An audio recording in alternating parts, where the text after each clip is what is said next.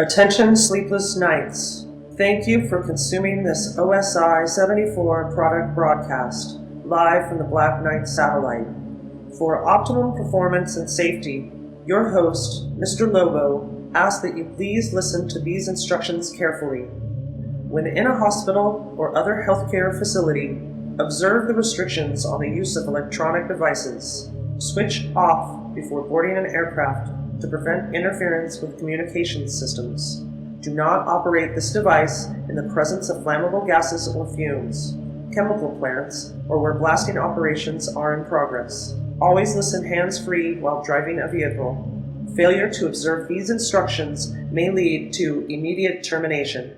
It's time now for the show to begin. Thank you. Have a very pleasant evening. You're not dreaming.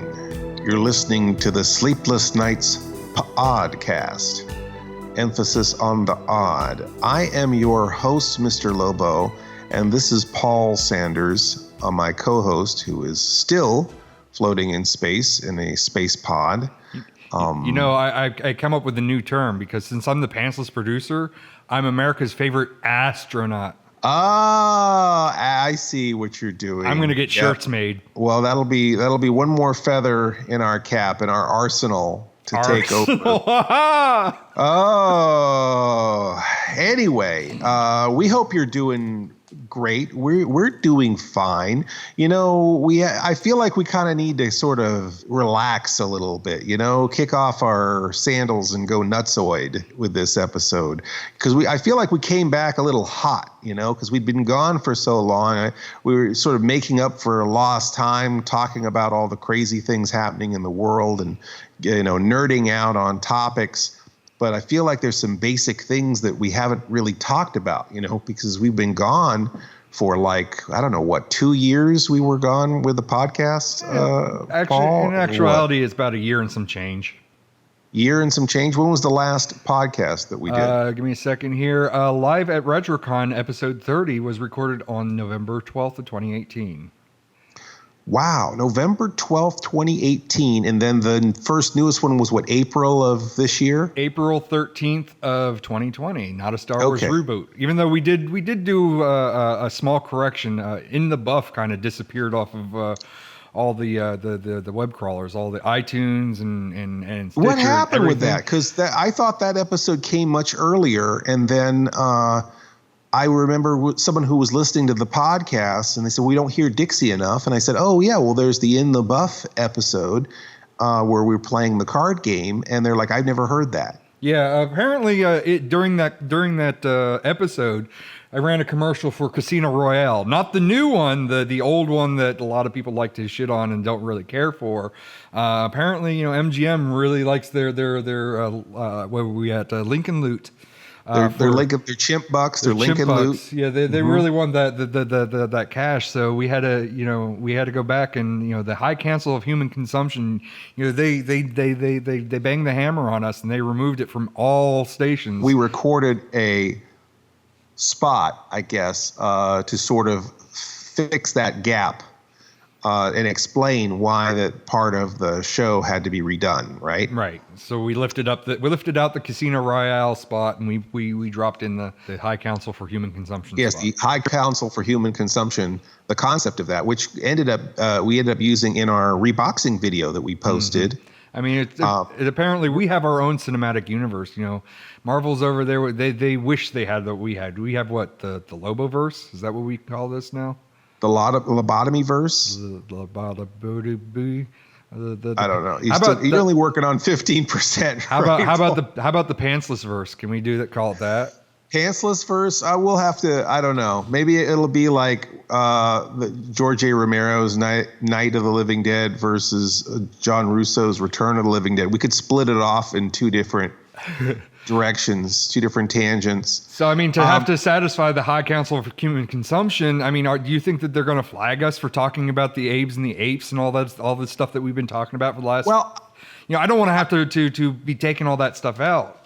Yeah, I've been thinking a lot about that recently because we've actually started to make some money with the podcast, and we're very close with YouTube. We've actually have enough subscribers to start monetizing the Mr. Lobo YouTube. Although we need 4,000 hours of in 12 actual months. listenership in within 12 months. But what I've been learning about YouTube is that they have been, and this will probably start happening everywhere, is that they have been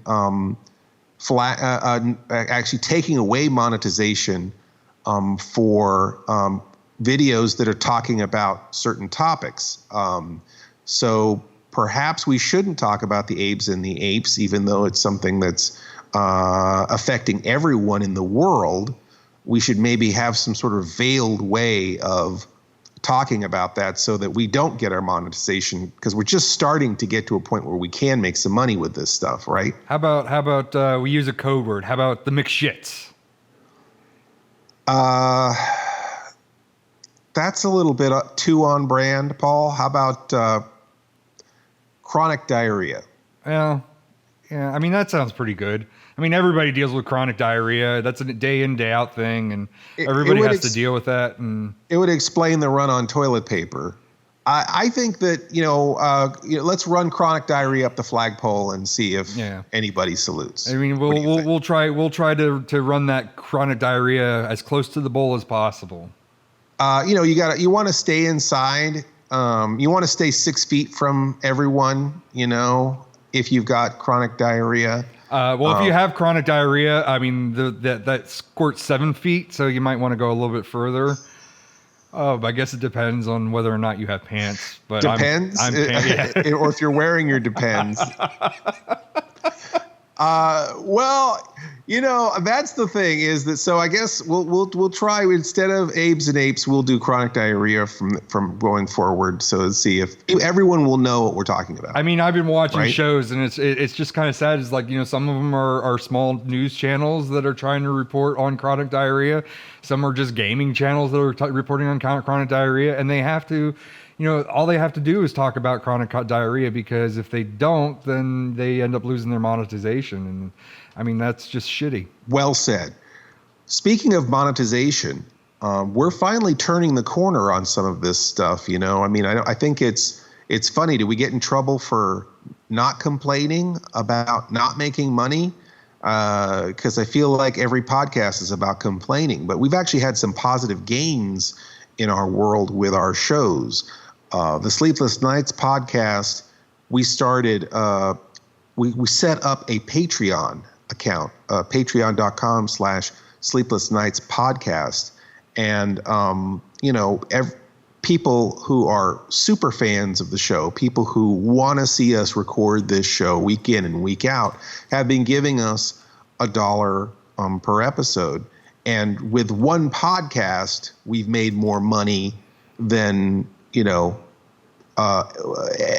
on YouTube. But even with just Anchor and the placement of Anchor, and they're giving us a penny every time the Anchor spot is heard. One shiny Lincoln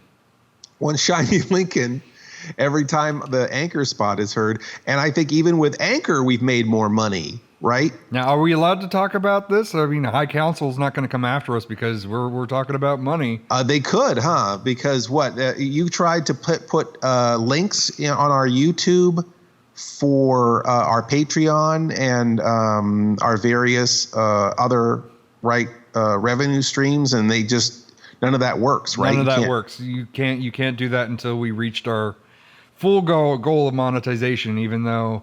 What's the goal of monetization again on YouTube? It's 4,000 hours in 12 months? 4,000 hours in 12 months and 1,000 subscribers. We're over 1,000 subscribers. We just don't have the listener hours. I mean, all your frustrations with YouTube, Paul, I mean, that was probably a big part of you taking a break, right? Right. YouTube is still there for us. Well, they're not really there for us, but we're still there on YouTube, and our content is there. But it seems like our big wins have not been on YouTube. I've been doing on Facebook. I've been doing on the weekends live watch parties on the Mr. Lobo's Cinema Insomnia fans group page. And, on the watch parties, I've been talking about the show and how we're raising money to make new episodes. And people have been donating money. They have been, we had someone buy my spinners that I've used on the show. Someone bought my old rocking chair that I've used on the show for $1,000. So all of this is going to go towards making new episodes. And, there aren't that many people watching comparatively to, on a Saturday night, we're doing a watch party in, I'll give you an example, like in one town, someone watching my show on broadcast TV, there'd be 20,000 people watching at 3 a.m. But, on YouTube, when you're at a watch party, there's only like 50 people or 60 people. I think we've had 70 people at the most. And I know a lot of people who are in broadcasting, and I won't name any names, Carlos Borloff, but they will say, I don't really want to put on a show unless there's at least 100 people watching. And the way I feel about it is this is not really a substitution for a broadcast experience. This is a substitution for meeting your fans in person at a convention or at a film show. Instead of sitting behind the table at a convention somewhere talking to fans, I'm sitting at my computer talking to people who support the show. So those 70 people who are in there are super activated and super appreciated. And I appreciate them and they appreciate us, and we've got a good thing going. So I really enjoy doing the watch parties on Saturday nights.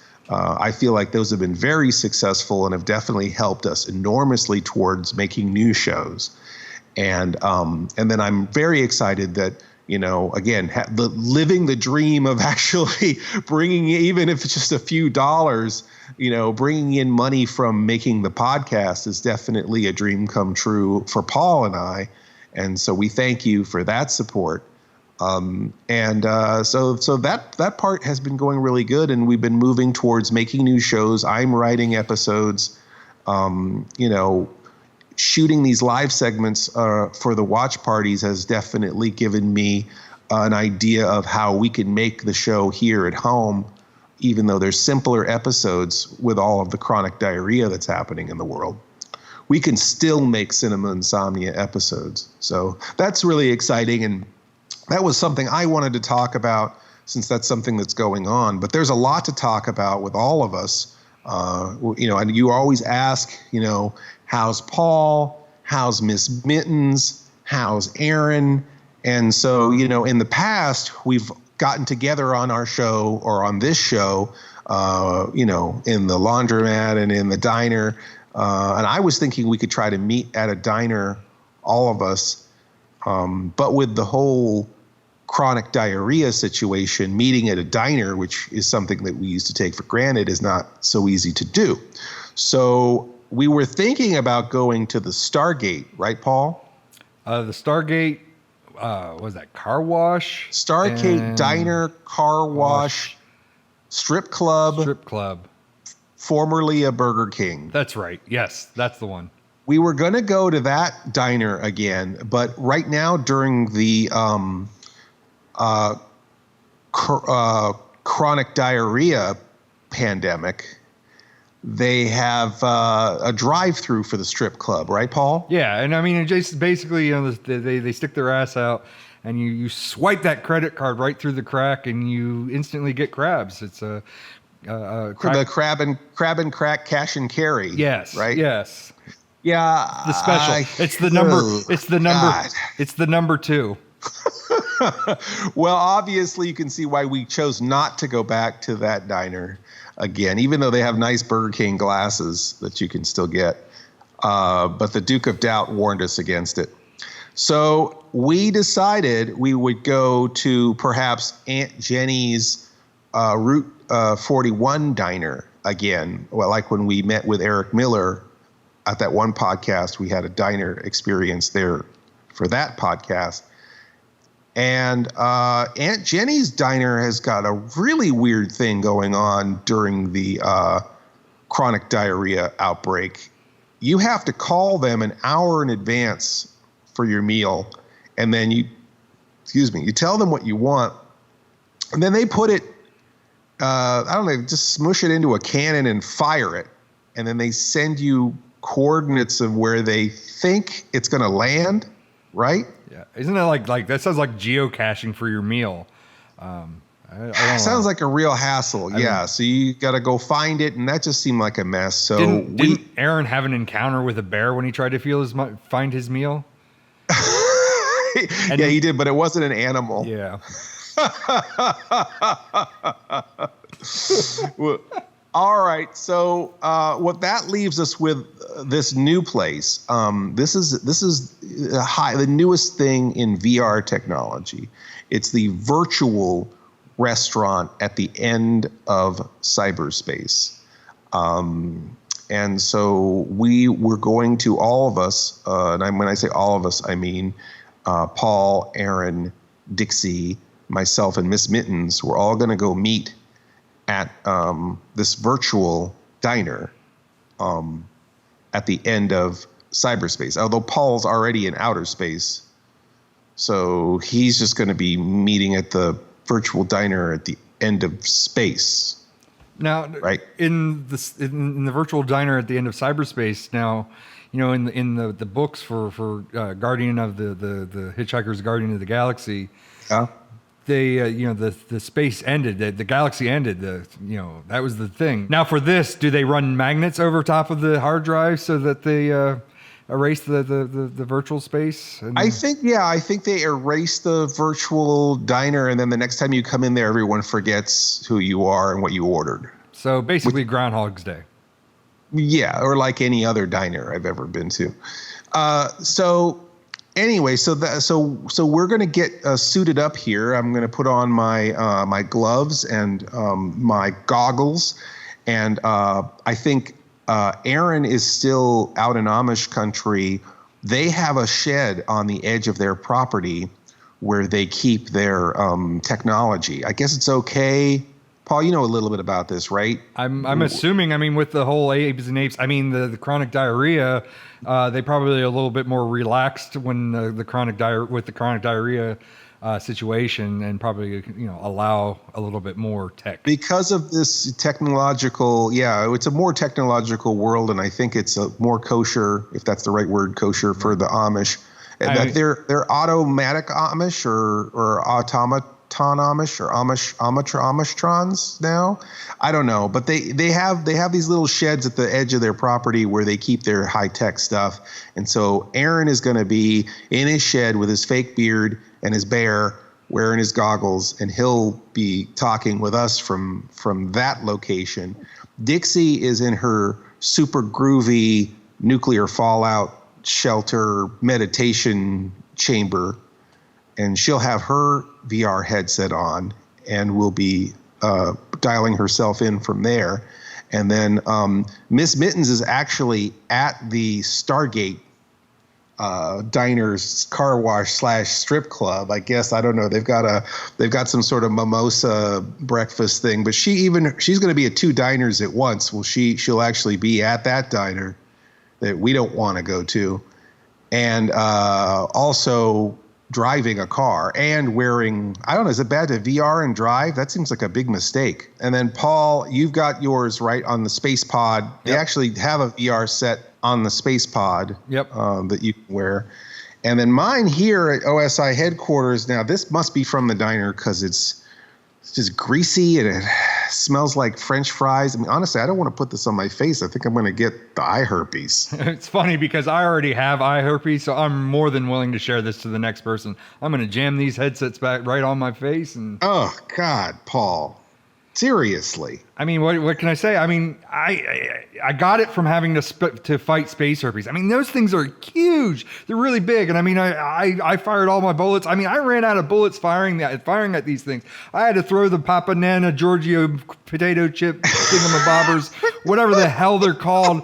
And I had to throw it at them and stuff. And I mean, they're so big. Have you ever seen the movie Critters? Yes, Paul, I have seen the movie Critters. There's no other point. I just wanted to know if you watched Critters. That was it. I'm good. All right. Well, fine, Paul. Well, you know what they say about eye herpes? It's better to give than to receive. And on that note, we are all ready. We're suited up here. And, Paul, I'm seeing a flashing red light. Is there something wrong with your VR headset? Are you okay up there? Yeah, it appears that I have a loose wire. I'm going to have to probably bail on you guys because, if anything that all these movies have ever taught me is that if you die in VR, you die in IRL, and I just don't want that to happen. Wait, Paul, IRL? Seriously? I mean, can't you just say in real life? Is it like LOL where people? So we could type LOL, but in real life you just laugh out loud. You don't say LOL. I mean, we've been saying VR this whole time. I mean, why don't we just say virtual reality? I mean, let's be poetic with it, okay? Maybe I can say, if you die in VRL, you die in IRL. VRL, virtual reality life. Yeah, that sounds like an insurance company, Paul. The opposite of virtual reality would be practical reality, right, or something like that. All right, fine. Take 3. Ready? 3, 2, 1. If you die in VR, you die in PR. Is that better? Does that work with I guess so. We've killed our PR long ago with this show for sure. Why don't you, Dixie and Aaron, just talk about it yourselves while I get sick? Paul, are you okay? Paul? Well, Paul, if you get it sorted, pop in and join us, okay? All right, well, I guess we're going to dial ourselves in, and we will see you at the virtual restaurant at the end of cyberspace. There's a little place where people gather to enjoy the banquet of life. I got a date with Carol Heathrow. She is death. It's the diner. And what they really want most isn't on the menu. Go on. Eddie's giving Elise a football quiz. If she fails, the marriage is off. And if she passes, it's 2 more days to the thing. Marriage. You're a virgin, aren't you? Technically. Come on. You miserable creature. It's a slice of life. Did you turn into such a thing? Look it. With a touch of spice. Better put the damn sheep down. And a little love. I was admiring your horse. Were you? A few beers. A few tears. A few great years. You happy with your marriage or what? Beth is terrific and everything, but... Always got the diner. Yeah, we always got the diner. They were sharing good times that soon became old times. My prayer. Flip side, Heaven on Earth, recorded by the Platters for Mercury Records, color of the label maroon. Nothing could be finer than eating at the diner. It's open all day and cooking all night.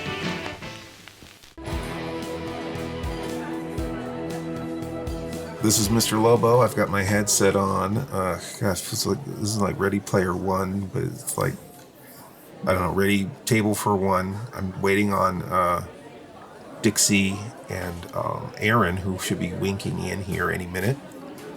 I think I see some forms here appearing in the diner. And oh, yes. Hey, looks like it is Aaron Lane and Dixie Delamorto Lobo. Howdy. Hey.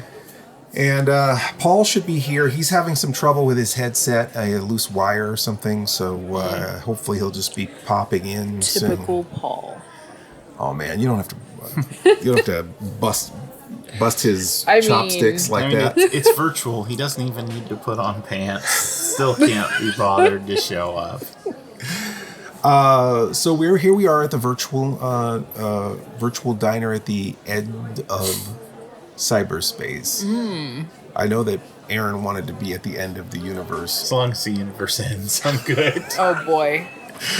Nice nihilist meal with Aaron. So anyhow, this is sort of like us sort of all getting together. Oh, Miss Mittens is here. I see her popping in right now. Rotten. She always has like nicer equipment than everybody else. Share some of that flask, damn it. I think Dixie. I think Dixie. I think Miss Mittens and Aaron are going to end up drinking each other to death under the table. That's what they both want. Oh boy! How come all my producers are suicidal? I don't Is there know. a reason for that? I mean, I have thoughts. You know, I feel like there's a common denominator joke to be made. Oh boy! Yeah, I'm the common denominator, driving everyone to the brink. It's been a crazy year. We've been away from the podcast for a year and some months. Not actually 2 years, as I thought initially. It feels like forever. It does feel like the world. It's a totally different place. It's like every episode of Sliders happened. Oh God! I feel like Back to the Future. Do you think we can get back to our original squeaky gate? I don't think so. No. Oh God! And then Biff stepped on a butterfly. I think everything happened. I think that somehow Biff took the phone book from Bill and Ted. Bernstein Bears. Yeah. Shazam. What is it? Kazam. Kablam. Shazam. The Sinbad movie. Yeah. Yes. We all saw that. Yes. Sinbad somehow was Captain Marvel. That was how bad it was at one point. Yeah. And there's the explosive diarrhea and murder bees or something. Oh yeah. Nicolas Cage in a bear costume. I was told. I can't remember. It was in the chat, but it was someone said that murder bees were just murder hornets were just killer bees with a thesaurus. I thought that was pretty funny. Seems legit. Clever. So I don't know where we want to start. I guess we should mention that Aaron is living with the Amish now in Pennsylvania, Dutch country. Hopefully we could steal you back from the Amish. But I mean, you came all the way held captive because of some nonsense to do with Abraham Lincoln beards. I didn't follow all of it. It's like that movie Witness. Except for Aaron it's is more witless. witless. Aaron's Harrison Ford. He's about to open a can of whoop ass at an ice cream But Aaron, joint. why in God's name would you be out here in Pennsylvania instead of in California, where all the sweet money and movies are being made? I don't remember. How much have you been drinking?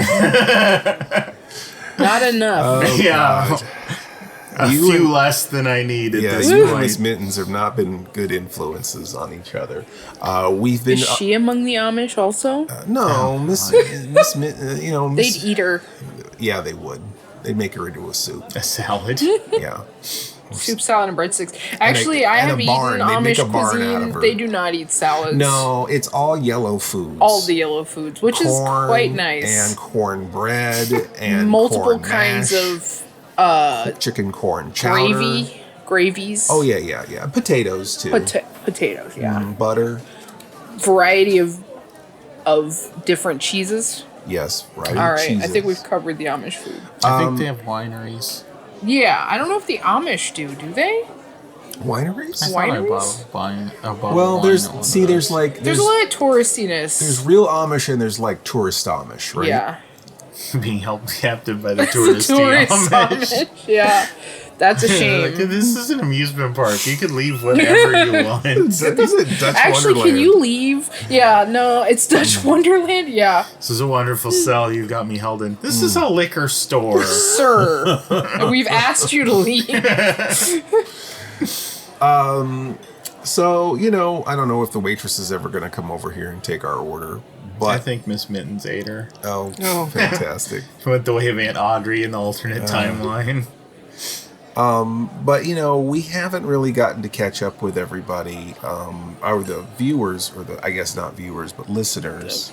Yes. Podcast listeners have not got to catch up with. No, those are the people speaking. With all of us. Oh, dang. We're the podcasters. So Whatever. I want to hear about it. I want to dig deep. We've already cuts. burned half of this segment already. So what do you want to know?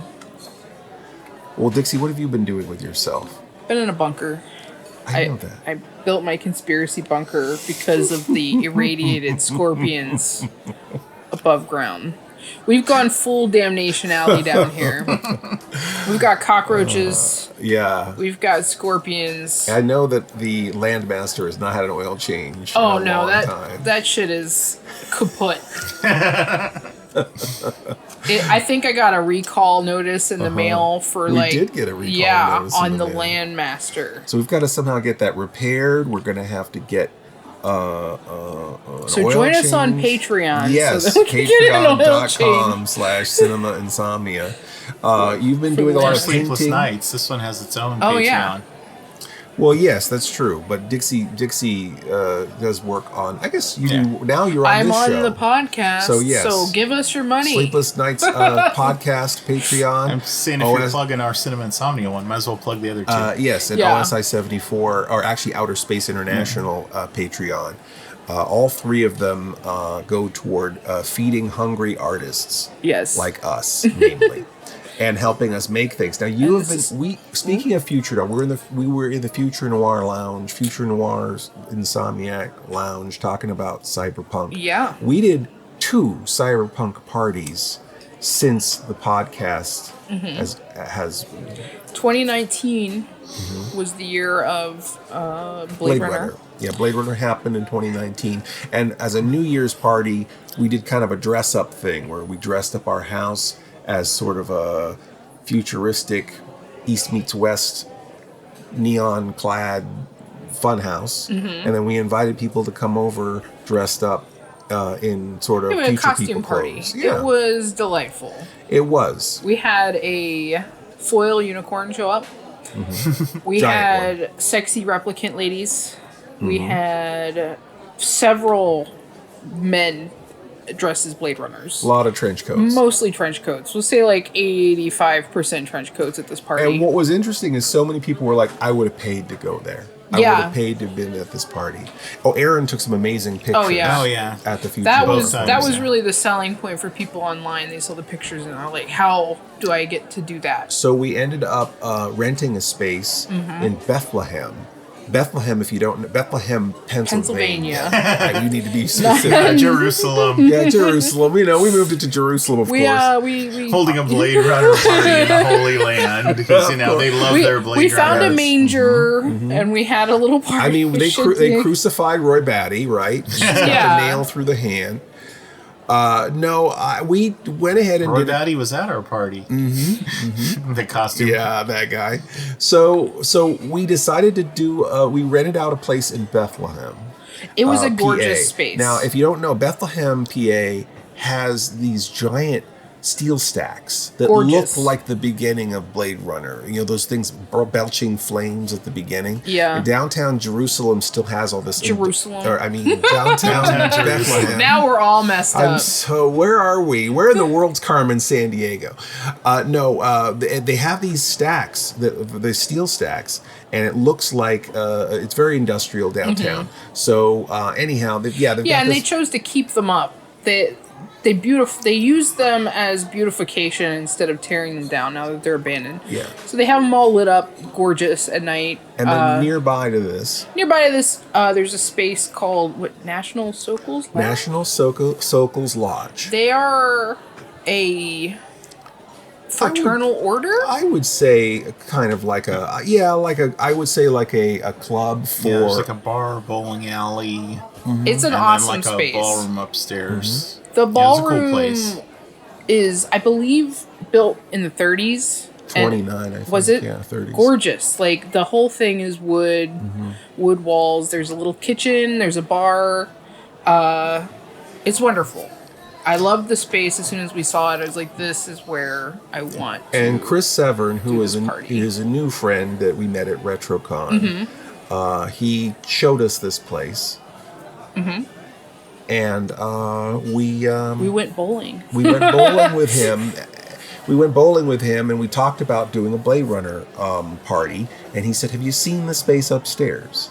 And then when we checked it out, we went, "Oh man, this place is perfect. This place looks like it's from the 30s. We could dress it up, and it wouldn't be like a brightly lit." You know, every convention's the same, right? A bunch of banquet tables and fluorescent lights.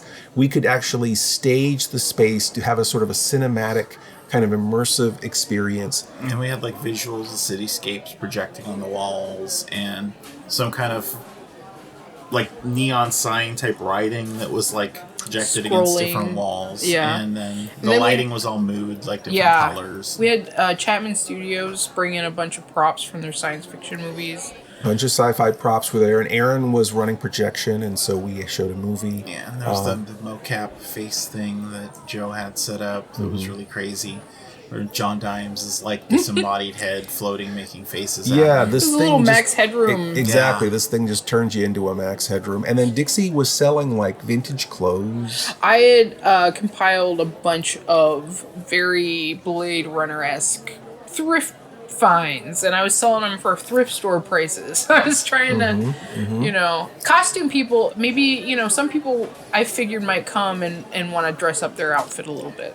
And that did well for us. And then we had Jesse administering the Voight-Kampff test. Yeah. In Do Androids Dream of Electronic Sheep, the book, and in the movie Blade Runner, they have an empathy test to determine whether you're an android or a human. And we had a imitation of that where you would sit down at a machine and the charming Jesse C. Herman, otherwise known as Cosmonauti from OSI, also on Cinema Insomnia as the Real Seven Girl a million times. Yeah.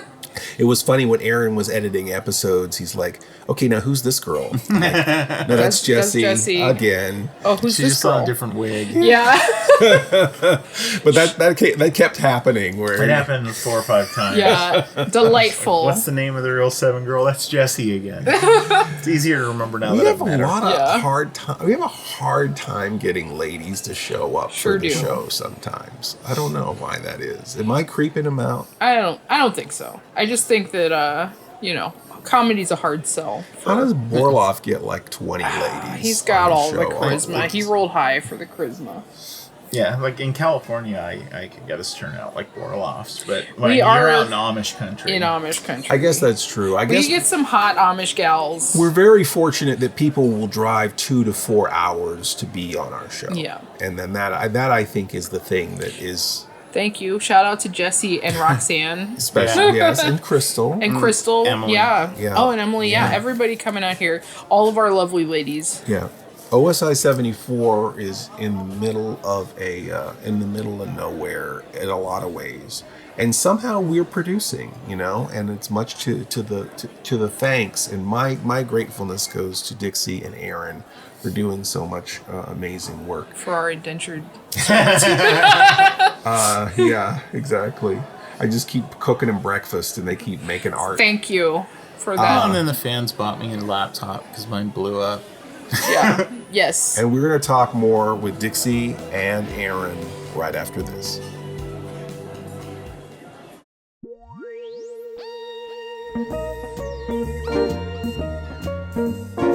This is Mr. Lobo, your movie host for Alpha Video. Did you realize that Alpha Video is the leading manufacturer and marketer of budget-priced classic movies and television shows on DVD?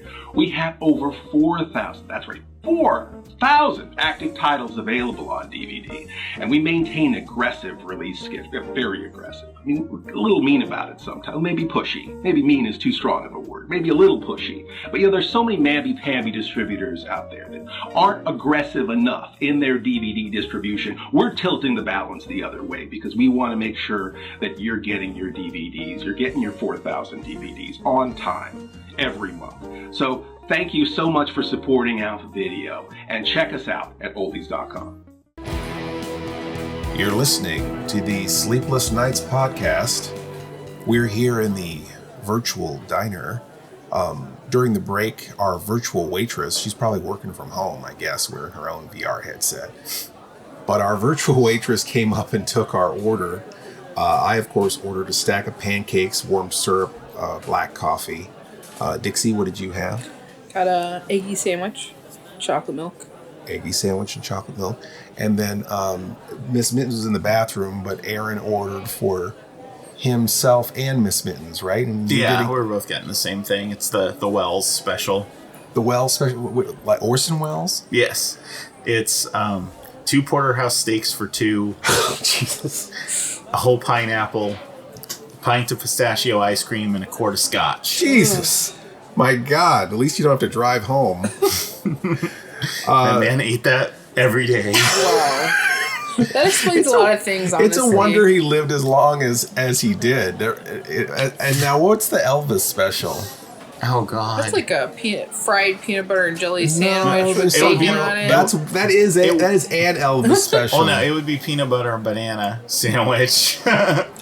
Banana sandwich. Yeah, but I was referring to his 3 a.m. snack. Oh yeah, yeah. Well, that's a little different than the special, but yeah, Elvis hired his own chef that he had working from his home, who would at 3 a.m. would make him a whole cherry pie and wake him up so that he could eat the whole pie and then go back to sleep.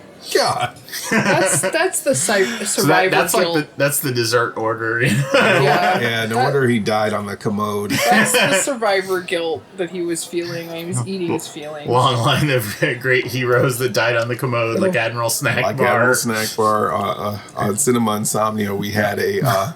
That was a Paul thing, but on the commode, right? Yeah. So on Cinema Insomnia, we had a character that dies off screen called Admiral Snack Bar. We were kind of making fun of the newer Star Wars movie. Kind of. Well, we were very directly making fun of the newer Star Wars movie where they just dispatch the Admiral Akbar character for seemingly no reason. Oh, that character you like? Yeah, he was on a ship that exploded and he's dead. Yeah, he died. And so we just thought it would be funny to just have this character off screen. We hype up all episode. Hype the whole episode that Admiral Snack Bar is going to help us make our snack on the show, and then he died. Which that was like a bit. You, me, and Paul were all like harping, firing back and forth for like weeks. And it's just that I do the stupidest voice, so that's why I it could have just as easily been Paul, but Aaron did the stupidest voice, and Paul in one version of it said on the commode, which we had to keep into the script. On the commode. Well, you don't have to volunteer that. His family might be watching. But we were before we took our order or put in our order, we were talking about Future Noir and doing an event together. And it's interesting because it's kind of like making a movie in a different way, where you're planning it and you sort of have a story that the event is communicating. You've got actors who are playing people in that event.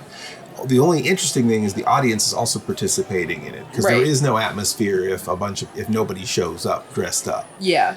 But the other thing about it is that, you know, maybe in the and of course we're not talking about the Abes and the apes taking over the planet. We're actually saying chronic diarrhea now in place of that.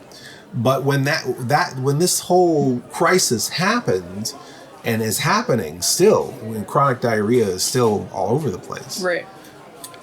I don't know if we're going to, it's going to take a while for people to warm up to, at least I think, warm up to these conventions with 10,000 people. Yeah. You know, maybe smaller events like Future Noir might be a thing that we may be doing more and more of with different themes, like an Ed Wood show would be really fun. A Lovecraft show might be fun. You know, and other themes, right? Yeah, I think you had talked about like doing a Star Wars Cantina one or something like that too. But we're not going to say the Star Wars word. No, because we don't want. Please don't sue us, Disney. War of the Planets. Yes, the War of the Planets party. Yes, Italians. Crappy Italian Star Wars Cantina. I actually had more fun at Future Noir than pretty much any convention I've ever gone to, with the exception of maybe Wasteland Weekend. I do like an immersive event. I thought everybody who came played along. Even the people who came and weren't in costume had silly, funny reasons for why they're not completely dressed to the nines like everybody else. So, I mean, at least there was effort put in, even on the part of the people that maybe couldn't afford to, you know, buy a trench coat at the Goodwill and pretend to be a Blade Runner. And we're hoping to do another one. Yeah. And then you're doing some paintings now. You're thinking of maybe having an installation at the show? Yeah. I'm I'm trying to do like a. I don't know how many paintings go into a gallery show because I've never done one, but right now I'm starting with 5 paintings that have a similar theme, similar color palette, you know, all noir, like techno noir. You're taking a lot of inspiration from pulps and things like that, and movie pulp posters. Art, yeah, robots, and beautiful women. And gangsters and tough guys. Yeah. And futuristic buildings. All the good stuff. All the things that make life worth living. It's true. Aaron has been doing a lot of work on the channel. An enormous amount on the channel. Yeah, I think we're up to 820 items on the channel now. That is quality content. And that's not just uploading shows. I mean, you've been re-editing shows and inserting breaks and formatting shows. Yesterday, we all jammed on a short cartoon that we made. I don't know if we want to talk, reveal it, but I guess we could. And if you want to talk about it, we can talk about it. We've done 2 shorts. One of my ideas for the show was to have Captain 74 show up and show cartoons. And one of the cartoon ideas was to do an animated version of Garfield minus Garfield. Yeah, I think some night I just randomly had blurted that out as an idea where I was like, I wonder if you could take Garfield and Friends and paint Garfield out and make it like the comic strip from the books. And so we've successfully created 2 Garfield minus Garfield shorts that are pretty hilarious. Yeah. John just seems like a raving lunatic. I mean, not that he's pretty unhinged even when Garfield is there, but yeah it definitely amps that up to like 1,000 when Garfield's not involved in the story. And we've been doing the watch parties. Yeah. So we've been filming new stuff every week for double features of Cinema Insomnia episodes. We'll be shooting a little more tomorrow. Today now. Mm-hmm. Yes, Insomnia. And Aaron and I drove across country together. Yeah. With a cat. A cat. You lucky ducks. Who's been headbutting my mic. So you may be hearing a little of that. Soft purring and headbutts. When the Abes and the apes were starting to take over the planet, I think it was just the apes at that time. But Aaron was having a hard time out there in California. It seemed like you weren't having a good time out there. I mean, I hadn't been having a good time for a very long time. And, you know, Aaron was already coming out here. Yeah, I was coming out for like 3 weeks to a month at a time, probably 4 times a year. Which honestly was sort of how we made our transition out here, where we were coming out here for 4 or 5 months out of the year, 6 months, until eventually we were spending more time out here than we were spending on the West Coast. And I felt like it just every time we were, you could always tell it was almost time to get Aaron to the airport because this raging migraine would start coming. Yeah, and he would just sort of like curl into the fetal position on the back seat of the car. And we would just drop him off of the luggage cart and they would just take him back to California. And put him in a wheelchair. And then because I was bouncing back and forth between Northern and Southern California so much, I know that last year I spent more time here than I did in either one of those places. Oh, wow. Yeah. So, you know, you didn't have a kind of a permanent place to live, too, right? I mean, you were just driving back and forth. Well, last year I was mostly in, like, living-wise, I was basically in LA. Yeah. But then a lot of my work ended up being Northern California, and so I'd have to drive up to Northern California, film for a couple days, drive back to LA, and people would exhausting. And people would never schedule the stuff so that I could film with 3 or 4 people while I was up there and just get it all out of the way. It was always like, get back to LA, and 2 days later, someone wants me to come back. Now, Aaron can make that drive in 6 hours or something, which is ridiculous. I've done it 4.5. Oh my God. That's not even possible. It's like a 10-hour drive. But that is for a normal human being with a bladder and a stomach. Yeah, and that's when I've done it in 4.5 hours, I didn't stop once the whole way. And I was probably doing between 100 and 120. Yeah, nobody. Because it's 3 o'clock in the morning. Yeah, no one's on the could road. have died. Yeah, that's not responsible driving. Advantage of not caring if you crash and die. Yes, you can get places faster. So Aaron's demeanor seemed to be getting fairly dark, and it just seemed to what would that be like? Yeah, darker than normal. Yeah. And with, if you've seen the Ricky Gervais show Afterlife, pretty much that. I was getting a lot of concern. People kept going, "Is Aaron okay?" No. and so, it's one thing, a lot of people, you see people's posts on Facebook and you try to offer them advice and whatever. And it's like, if you're not really, and I'm not saying that this is the case for everyone, but my personal feeling is if you're not willing to actually get involved with that person's life and actually help them, and you're just kind of halfway giving them shitty advice on the internet when they want to kill themselves, I don't know how much good you're really doing. At a certain point, I just figured, like, Aaron's my friend. I think it's time for him to go. And we just, I flew out. Room. We put concrete boots on him and we threw him in the ocean. It's time for him to go. Get the fuck out of here. So I flew out there by myself, and then Aaron picked me up at the airport with his cat and his belongings. Yeah. And they just drove. And right from the airport. Right from the airport, we just started I was driving shocked when I talked to them later that night and they were already on the road. I honestly thought they would stay on the West Coast for at least a night. Burbank to Amish country in 4.5 days? Was it even that long? I think it might have been 3.5. Yeah. So I think we stopped 3 times. We just blasted through. They only stopped because the cat wanted to. Yeah, the cat loves her some Motel 6. So it would get to between 11 p.m. and 2 a.m. And most of the time she'd just sit in the back seat behind my seat and just chill. Or if Lobo was driving, she might climb up and get in my lap and just go to sleep. But then once it would get to a certain time of night, then she'd start getting up in my face and start headbutting the shifter and all that. Because she's just like, it is time to stop. I want my Motel 6. And then she would just run around like crazy as soon as we got into the hotel room. And as soon as Lobo would fall asleep, she'd stand on him and just stare at his face. I kept getting these weird cryptic photographs in the middle of the night of a blurry gray specter sitting on Lobo's hip. Looming over me, either standing on my chest or standing on my hip. This is the weirdest cat I was gonna ever. say I should preface the fact that we're using cat in the loosest possible way. This is like a creature. She's like the thing in Captain Marvel. Yeah. And she's a bit like a needy little puppy. She really loves to be carried and she puts coddled. her paws up and wants to be picked up. Yeah, like a toddler. Like a toddler. Yeah, it's really she likes to be taken out on a leash for walks. Yeah.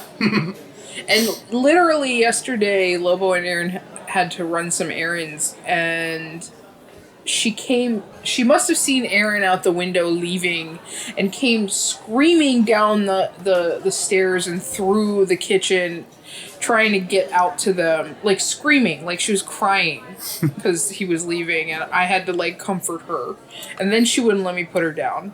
So she's a bizarre little creature. It's been a delight to have her as part of the household. So Aaron's been out here, and Stray, the cat, has been out here, much to the dismay of Garbage Cat. Yeah, Garbage Cat's not a fan. Hates Stray. We actually had to take a squirt gun, and we have to blast her with water every time Baby Cat doesn't know where it's coming from, but she knows that every time she starts a fight, her face gets wet. Yeah. So we're trying to wean her off of that behavior. So that's really the big drama in our home right now. Cats. Is the cat's not really getting along, but everything else has been harmony. And then the channel. Oh God, yeah. Because for a while there was this whole stuff between Roku and the provider that we would serve all our material on, where it was like every 3 days everything would get thrown in disarray, nothing would work, and then we'd get everything changed over to the way it would work again. They'd immediately change it again, so all the shows would disappear off the channel. It's a nightmare. And so we had to migrate it completely somewhere else to get it working. Yeah, the streaming wars are on, and I think we are a casualty of those streaming wars. Although right now everything is working, so visit OSI 74 and get to see all of Aaron's hard work and all of Dixie's hard work and whatever I do. The waitress, it looks like she is materializing here. I thought I saw Paul briefly trying to wink in. I guess he was trying to cut in, but he never got his VR headset working. But it looks like our breakfast is here. So we're going to take a break and eat our food. Thank you, Dixie. Thank you, Aaron. Why don't we meet here again sometime, huh? Sure. Thanks. Ah, hello, fellow food lovers. I'm Phil Mignon, world-famous gourmet. In my travels, I've sampled some of the most exquisite foods the world has to offer. That's why they've asked me to tell you all about a charming new eatery located right downtown. As you can see, the atmosphere is lovely. But, of course, the finest attribute of this quaint cafe is the marvelous cuisine. By the way, what is the special ingredient in the Tuesday surprise? Well, if I told you that, it wouldn't be a surprise anymore, would it? They're, mouth-watering specialties. Will have you, as they say, licking your lips. Only the freshest natural ingredients are selected. The first ingredients we need are 2 stomachs from a couple of tramps. For use in their carefully guarded recipes. Give my right arm for that thicker recipe. Yes, the chef puts a bit of himself into every succulent dish. And he's always pleased to serve you to your friends. Shouldn't that be serve you and your friends? No. Your gracious hostess will direct you to your table, where you will dine as if there's no tomorrow.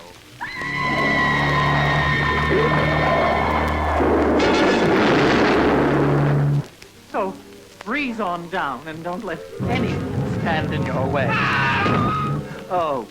This Epicurean haven is called Blood Diner. You got that right, Homo. So, this is Phil Mignon. Saying bon appetit. Oh, Mommy. The Blood Diner. First they greet you, then they eat. No one under 17 admitted. Hey guys, I'm back. Oh, hi, Paul. Yeah, sorry. Aaron and Dixie had to wink out of our VR experience, but Miss Mittens and I are still here, and why don't you have a seat and join us here at the diner? We're just finishing up. Sorry it took a little bit too long. It took, I had to fix this wiring and stuff like that. And then I had a little bit of chronic diarrhea, not the code word, but the actual chronic diarrhea. Oh, so it took me a little bit to take care of the rumblies and the tumblies. So you had more than just a loose wire. You were loose all over. Yeah, there's you better believe it, buddy. Boy. It's been kind of a crazy, we've all been talking about what we've been doing the past year. Miss Mittens had a rough year. She was yammering on about all her problems. And, you were gone for a year. I know you took some time off, and I know a lot of people ask about it. Beginning of 2019, right? By the end of that time, I was producing 3 shows. Creative Continuity, Caustunes, Mr. Lobo does on my channel alone. Then we were doing the podcast. Then we were doing... the podcast. We were doing the unboxing, reboxing. We were doing all this stuff. That stuff sat on hard drives. That stuff never even saw the light of day. I had no time for it. We were doing Cinema Insomnia episodes. And it just got to be a little bit too much all at once. And it just got to a point where it's like, I got to take a little bit of a break. I got to get away from all this and kind of clear my head and take a different look at all this. And stuff from like the YouTube end where it's like, here's like this show where it's like I like doing, there's this show that was okay, but it just never really reached that peak of, viewership. If you want to judge it by viewership, it's like it never really got the views that I wanted. So versus how much time it took to build something like that. There was one show that I absolutely loved producing, but it got to a point that I was shooting this show we were going. I was going to conventions 2 times a month on average. I mean, that was expensive, right, Paul? For you to create those shows, it was expensive. It was, like I was creatively satisfied. I was happy with those things creatively, but that particular show, I kind of knew that there was kind of an end to the road to it. That's kind of why I chose how to produce that show, was that I knew that there was eventually going to have to be an ending, because there's only so many ways you could skin a cat. And it's just like, I think it just kind of got to that point where it's like, I can walk away from this now. If I want to go back to it and produce an occasional show, that's fine. Creative continuity, the other show I was referring to as Costumes, the cosplay stuff. Creative continuity, I think I want to retool and actually do in a different way, because that's the one that I just don't feel never really got the viewership. It never really got to the people that I think would love that video. Love what we were doing. I think that we have some really great interviews on creative continuity. I just feel like YouTube might not be the audience for that. I don't think so either. And I kind of been bouncing around. I mean, and technically after Harold left Creative Continuity, which would be at the end of season 3, I was kind of done. And then you were the one that talked me into doing season 4. I was like, well, let's give this one more shot. I was like, sure, why not? We're already going to these shows. Might as well give it one more year, one more season. And it was not your fault. It wasn't my fault. It just doesn't seem like it was getting to the people that I think it needed to get to. And it was always on the table of how I wanted to kind of redo that series as something different and something longer and something that just doesn't end up on YouTube. It's just something that may end up elsewhere where people can actually appreciate it. And I think Mr. Lobo does too. I mean, that's something that I really enjoyed, that you really enjoyed, that was creatively really satisfying.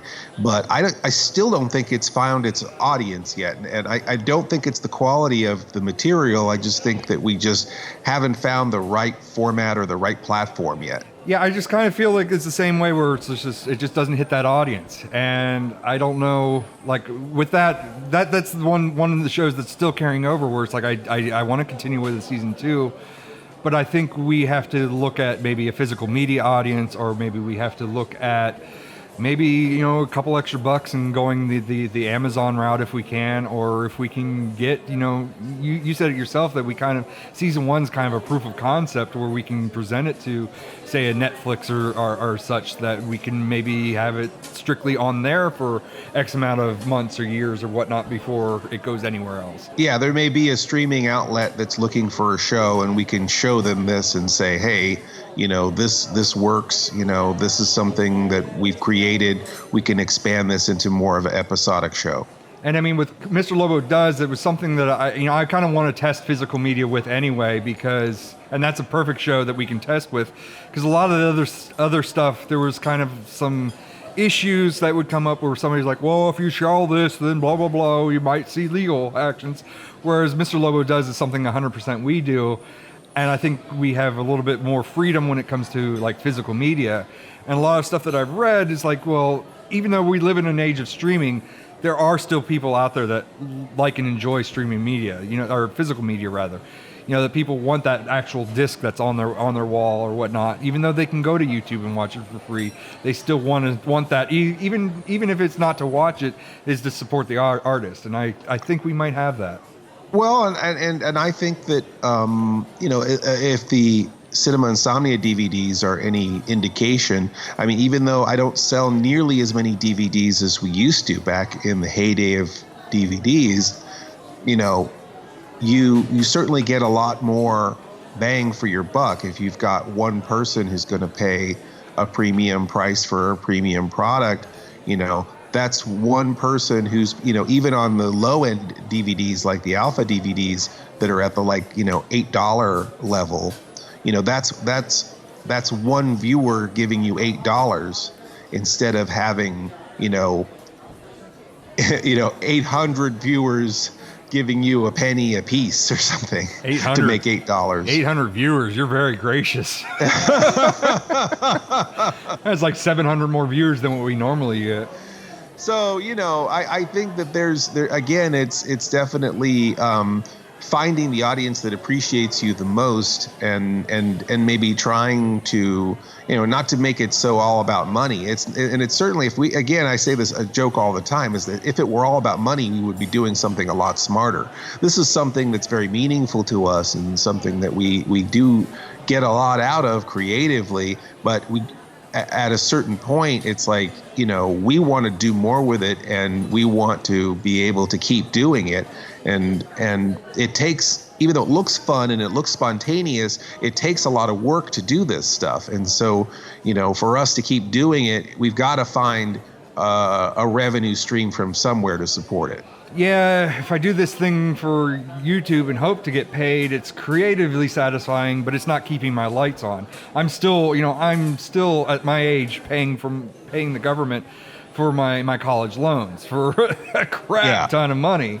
Yeah. That there's no, how do I pay that stuff when I'm not bringing stuff in or not working at McDonald's, which was one of the options that we always threw around, is like rob a bank or work at McDonald's. That's every creative person's option, right? There's nothing having your dream job.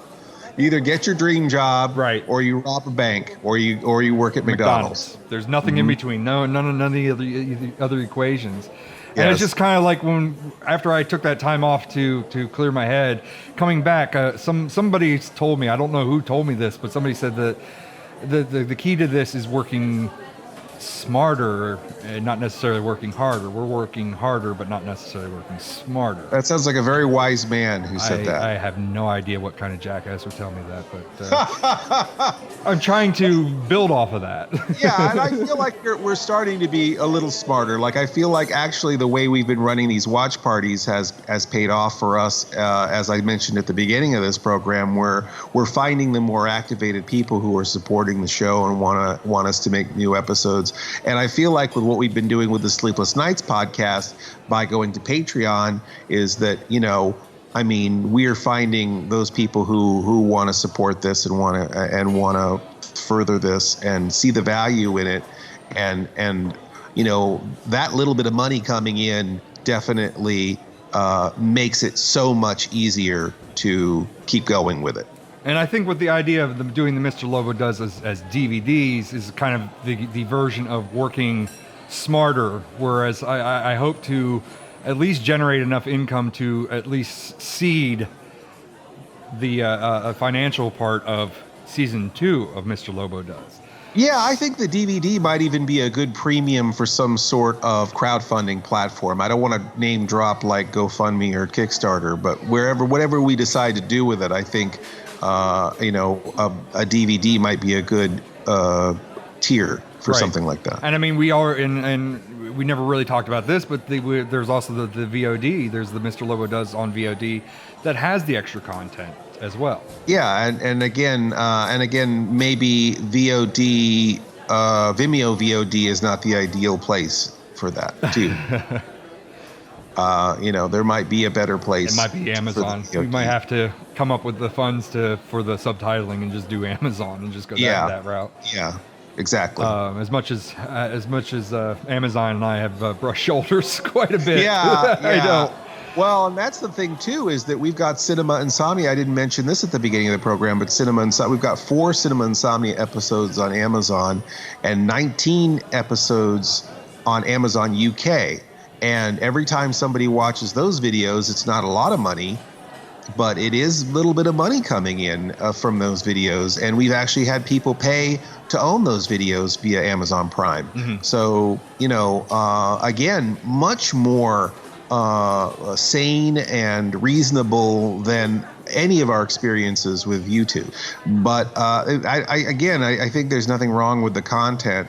But, we're living in a world where we've got these crazy gatekeepers who are managing all the content. And it's very, very hard for independents to to sustain themselves and to keep creating.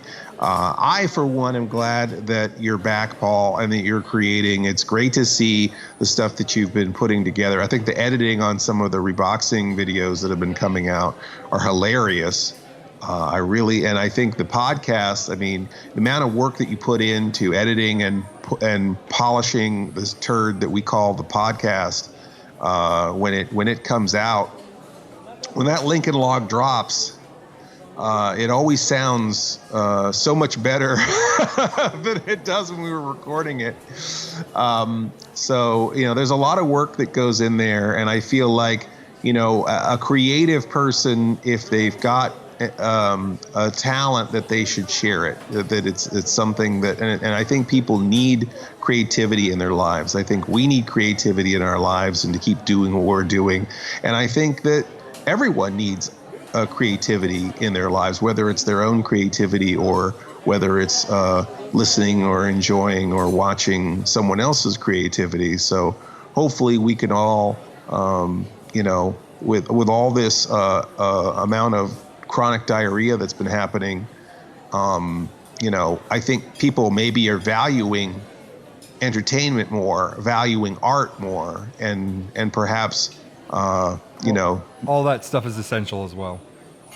Yeah. And I feel like, this might be an opportunity for us to take the time to kind of build that relationship with the audience so that we're all happy. Sure. So Well, it looks like the bill just came in. So how do we pay this thing? Oh, yeah. Let me look at the check here. Of course, Aaron and Dixie cut out. Let's see. Well, I mean, this is a diner, right? So I guess it wouldn't be chimp bucks or Lincoln Loot. It'd probably be like, what, bread or cabbage? Or dough? Rolls? Chips? I mean, do I pay for my tenderloins with tender? Sausage coins? Coins in cabbage? Gravy. Oh, ooh, you put some gravy. Yeah, put a little gravy in that dish with the check. No, I feel like since this is like a virtual diner, it would be some sort of technological thing, like I don't know, like Bitcoin. Well, how about Bytecoin? Bytecoin, yeah, Bytecoin. That sounds good. All right. Well, how about you pay the check and I'll leave the tip? Oh, that's gross. You have been listening to the Sleepless Knights podcast, or should we say, pODDcast. pODDcast. Emphasis on the odd. Our theme is by Mars Homeworld at Dead House Music. Our opening announcement is by Ophelia Necro. She does a radio show called Suicide Watch. And you could reach Mr. Lobo at cinemainsomnia.com, or find me on YouTube, YouTube/Mr. Lobo. MISTERLOBO. Mr. Lobo on Facebook, Facebook/MR.LOBO, or on Twitter, at Mr. Lobo, MISTERLOBO. Or you can find myself, Paul Sanders, or better known as Bestow TV, at Bestow.tv, on YouTube /Bestow TV, on Twitter at Bestow Prod, PROD, and on Facebook, Bestow TV. If you want to place an advertisement with this podcast, and gosh, why wouldn't you? We could be talking about you right now. Contact us, Mr. Lobo at cinemainsomnia.com. That's MRLOBO @CINEMAINSOMNIA.com. Or support us on Patreon. Patreon supporters get to hear this podcast before anyone else, and a lot of other great stuff, right, Paul? Sure. Doesn't get it better than that, right? So come join the fun at patreon.com/Sleepless Knights Podcast. That's patreon.com/Sleepless Knights Podcast. Please stay up with us next week for another Sleepless Knights podcast. Or should we say, pODDcast. pODDcast. The best thing about being an insomniac is never having to say goodnight. Good night.